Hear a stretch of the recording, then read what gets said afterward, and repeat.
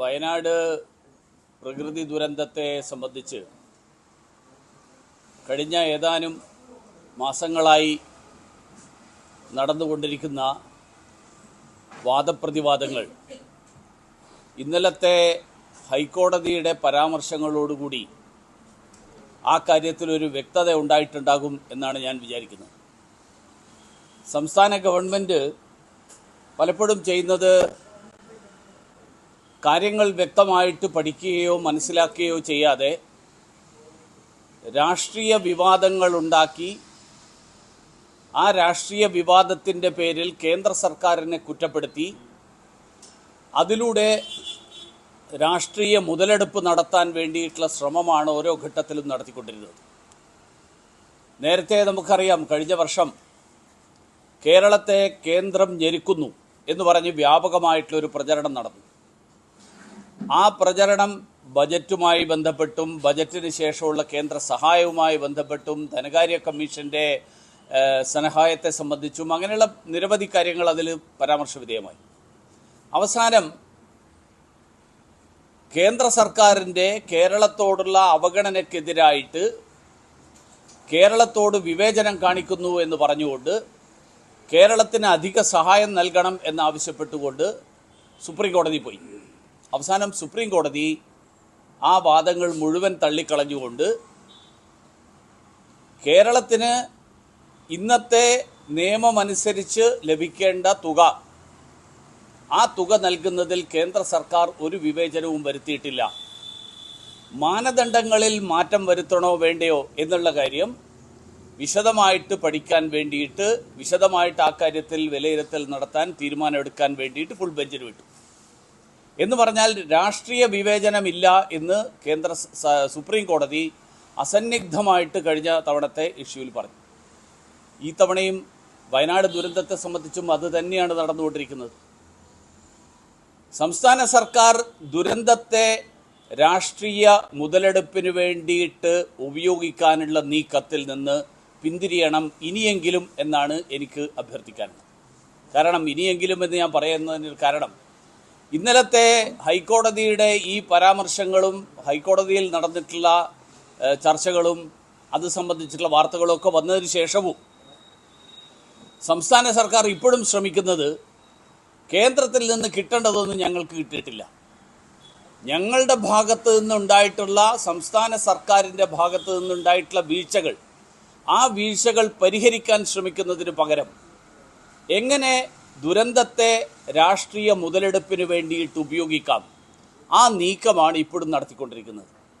ദയവ് ചെയ്ത് വയനാട്ടിൽ കഷ്ടപ്പെടുന്ന ജനങ്ങളെ കരുതിക്കൊണ്ടെങ്കിലും ഈ ദുരന്തത്തെ രാഷ്ട്രീയ മുതലെടുപ്പിന് വേണ്ടിയിട്ട് ഉപയോഗിക്കാനുള്ള നീക്കത്തിൽ നിന്ന് സർക്കാർ പിന്തിരിയണം. കാരണം ബാക്കി വിശദാംശങ്ങളിലേക്ക് ഞാൻ പോകേണ്ട ആവശ്യമില്ല. ഞാൻ കഴിഞ്ഞ ദിവസങ്ങളിലൊക്കെ നടത്തിയിട്ടുള്ള, നിങ്ങളൊക്കെ ആയിട്ട് നടത്തിയിട്ടുള്ള മാധ്യമ സംവാദങ്ങളിലും ചർച്ചകളിലും ഞാൻ പറഞ്ഞിട്ടുള്ള അതേ കാര്യങ്ങളാണ് ഇന്നലെ ഹൈക്കോടതി ഏതാണ്ട് അക്ഷരം പ്രതി പറഞ്ഞിട്ടുള്ളത്.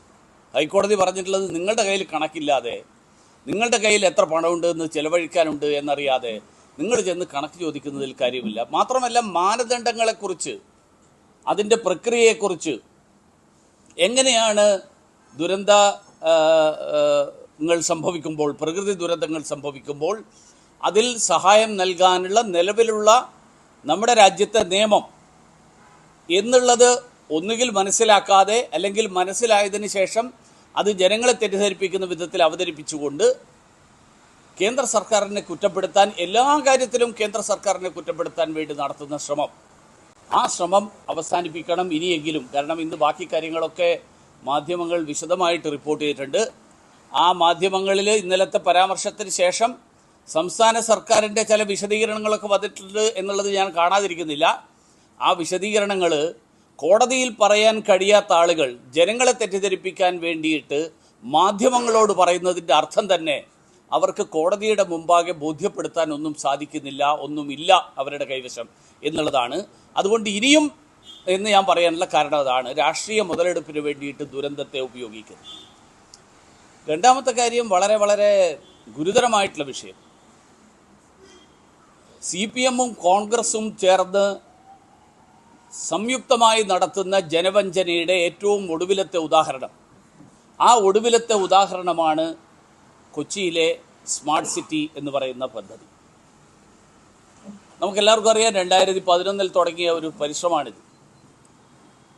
ഒരു റിയൽ എസ്റ്റേറ്റ് കമ്പനിയെ IT പാർക്ക് ഉണ്ടാക്കാൻ വേണ്ടി ക്ഷണിക്കുന്നു. അവർക്ക് റിയൽ എസ്റ്റേറ്റിലല്ലാതെ മറ്റൊന്നിലും ഒരു വൈദഗ്ധ്യവുമില്ല എന്നറിഞ്ഞുകൊണ്ട് ക്ഷണിക്കുന്നു. ക്ഷണിച്ച ആളുകൾ ഭരണത്തിൽ നിന്ന് മാറിയതിന് ശേഷവും തുടർന്ന് വന്ന ആളുകൾ അവരെ തന്നെ തുടരുന്നു. അങ്ങനെ കേരളത്തിലെ ജനങ്ങളെ ഇവർ രണ്ടുപേരും ചേർന്ന് വഞ്ചിക്കുന്നു. 10 വർഷത്തിനകം 90,000 തൊഴിലവസരങ്ങൾ, 88 ലക്ഷം ചതുരശ്ര അടിയിൽ IT ബിസിനസ് ടൗൺഷിപ്പ്, ഇതായിരുന്നു വാഗ്ദാനം. 2011 തുടങ്ങിയ പദ്ധതി 2021 ആയിട്ടും ഒരു പുരോഗതിയും വന്നില്ല. ആരും ഇടപെട്ടുമില്ല സംസ്ഥാന സർക്കാരിൻ്റെ ഭാഗത്ത്. നമ്മുടെ നാട്ടിലെ പാവപ്പെട്ടവരായിട്ടുള്ള ആളുകളുടെ 246 ഏക്കർ ഭൂമി അവർക്ക് തുച്ഛമായിട്ടുള്ള വില കൊടുത്ത് അവരെ ഒഴിപ്പിച്ചതിന് ശേഷം ആ ഭൂമി പാട്ടത്തിന് കൊടുത്തിട്ട് അവിടെ എന്ത് നടക്കുന്നു എന്ന് അന്വേഷിക്കാൻ മുഖ്യമന്ത്രി നേരിട്ട് കൈകാര്യം ചെയ്യുന്ന വകുപ്പാണ് IT വകുപ്പ്. ഇത്രയും സംവിധാനങ്ങൾ അദ്ദേഹത്തിൻ്റെ കൈവശമുണ്ട്. അദ്ദേഹത്തിൻ്റെ ഈ സോഷ്യൽ മീഡിയയ്ക്ക് വേണ്ടി തന്നെ 45 പേരുണ്ട്. അതിനു വേണ്ടിയിട്ട് വേറെ PIDയും PRDക്ക് പുറമെ വേറെയും കുറേ പേര്. ഇവരൊക്കെ ഉണ്ടായിട്ട് ഈ കാര്യത്തിൽ കരാറിലെ മാനദണ്ഡങ്ങൾ പാലിക്കാത്തതിന് കമ്പനിക്കൊരു നോട്ടീസെങ്കിലും കൊടുത്തിട്ടുണ്ടോ? ഇപ്പോൾ പറയുന്നത് ഇവരെ കൊണ്ട് ഈ പണി നടക്കില്ല, അതുകൊണ്ട് അവരെ പറഞ്ഞു വിടുകയാണ്, അവർക്ക് പോകുമ്പോൾ കാശും കൊടുക്കുന്നതാണ് പറയുന്നത്. ഞാൻ ചോദിക്കട്ടെ, ലോകത്ത് എവിടെയെങ്കിലും നടക്കുന്ന കാര്യമാണോ? ഒരാളെ, ഒരു കമ്പനിയെ ഒരു ജോലി ഏൽപ്പിച്ചതിന് ശേഷം അവർക്കത് കഴിയാത്തതിൻ്റെ പേരിൽ അവരെ പിരിച്ചുവിടുമ്പോൾ അവർക്ക് പൈസ അങ്ങോട്ട് കൊടുക്കുക, നഷ്ടപരിഹാരം കൊടുക്കുക എന്ന് പറയുന്നത്. സാധ്യതാ പഠനം നടത്തിയിട്ടില്ല, DPR തയ്യാറാക്കിയിട്ടില്ല, ബിഡ് ക്ഷണിച്ചിട്ടില്ല, ഇതൊന്നുമില്ലാതെ ആണ് ഈ പദ്ധതി തുടങ്ങിയത്. ഒരു താൽപ്പര്യപത്രം ക്ഷണിച്ചുകൊണ്ടുള്ള ഒരു നടപടിക്രമമെങ്കിലും പാലിച്ചിരുന്നുവെങ്കിൽ മറ്റ് നിരവധി ആളുകൾ വന്നതിന്. ഈ കമ്പനിയിൽ 16% ഓഹരിയാണ് സംസ്ഥാന സർക്കാരിനുള്ളത്.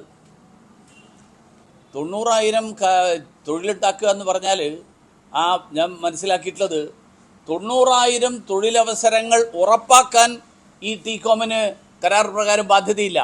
അവർ പരിശ്രമിച്ചാൽ മതി. 90,000 തൊഴിലവസരങ്ങൾ സൃഷ്ടിക്കാൻ പരിശ്രമിച്ചാൽ മതി. അതുകൊണ്ട് പദ്ധതി സമയത്ത് പൂർത്തിയാക്കിയില്ലെങ്കിൽ, സാധാരണ എല്ലാ ഇത്തരത്തിലുള്ള കരാറുകളിലും പദ്ധതി സമയത്തിന് പൂർത്തിയാക്കാതിരുന്നാൽ ആ പദ്ധതി ആരെയാണോ ഏൽപ്പിച്ചത് അവരിൽ നിന്ന് പിഴ ഈടാക്കാനുള്ള സംവിധാനമുണ്ട്. കരാറിൽ വ്യവസ്ഥയുണ്ടാകണം. ഈ കരാറിൽ അങ്ങനെ ഒരു വ്യവസ്ഥയില്ല. അപ്പോൾ ഈ റിയൽ എസ്റ്റേറ്റ് കമ്പനിയെ IT പാർക്ക് തുടങ്ങാൻ വേണ്ടി വിളിച്ചു കൊണ്ടുവന്ന UDF-ൻ്റെ താല്പര്യം എന്തായിരുന്നു? അത് റിയൽ എസ്റ്റേറ്റ് താല്പര്യമായിരുന്നോ? അതിൽ നിന്ന് കിട്ടുന്ന കമ്മീഷനായിരുന്നോ? ഇപ്പോൾ ഈ സ്ഥലം മറിച്ചു വിറ്റ് വേറൊരു റിയൽ എസ്റ്റേറ്റ് ഇടപാട് നടത്താനാണ് ഇപ്പോൾ പിണറായിയുടെ സർക്കാർ ശ്രമിച്ചുകൊണ്ടിരിക്കുന്നത്. പദ്ധതി മുടങ്ങിയാൽ TCOM-ൻ്റെ ഇതുവരെയുള്ള നിക്ഷേപവും മുതൽ മുടക്കും കണ്ടുകെട്ടാം എന്നുള്ള വ്യവസ്ഥയുണ്ട്. പക്ഷേ ആ വ്യവസ്ഥകളൊന്നും പാലിക്കാതെ പണം അങ്ങോട്ട് കൊടുത്ത് കരാർ അവസാനിപ്പിക്കാൻ അതിനു വേണ്ടിയിട്ടുള്ള ശ്രമമാണ് നടക്കുന്നത്. കേരളം ഏറ്റവും കൂടുതൽ തൊഴിൽ രഹിതരുള്ള സംസ്ഥാനങ്ങളിലൊന്നാണ്. 30% തൊഴിലില്ലായ്മ നിരക്ക്. പീരിയോഡിക് ലേബർ സർവേയിലെ ഏറ്റവും ഒടുവിലത്തെ കണക്കനുസരിച്ചിട്ട് കേരളത്തിലെ തൊഴിലില്ലായ്മ നിരക്ക് 30%.